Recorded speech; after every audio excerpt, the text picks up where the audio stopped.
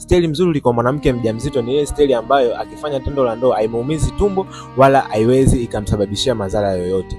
Sasa staili ambazo nitaweza kukufundisha hapa ndo staili ambazo zitakufaa wewe mwanamke mjamzito wakati wa kufanya tendo la ndoa ili usiweze kupata matatizo. Staili ya kwanza inaweza kuwa mwanamke unakaa kwa juu. Hiyo itasaidia kuto kubana tumbo na kuweza kufanya tendo la ndoa vizuri kabisa.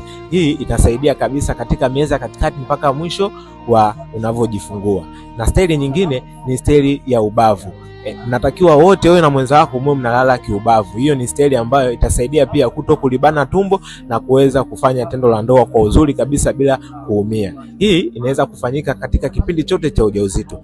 Na staili nyingine inakuwa mwanaume anakuwa nyuma, mwanamke anakuwa mbele. Yaani tunaweza tukasema ni doggy style. Hii ni staili ambayo itasaidia pia mwanamke asiweze kupata maumivu na pia awe anajisikia vizuri kabisa kipindi cha tendo la ndoa. Epuka damu ikiwa inatoka msiwe mnafanya tendo. Na kingine, kama daktari akiwa amekataza usiweze kufanya tendo katika kipindi hiko, basi msikilize.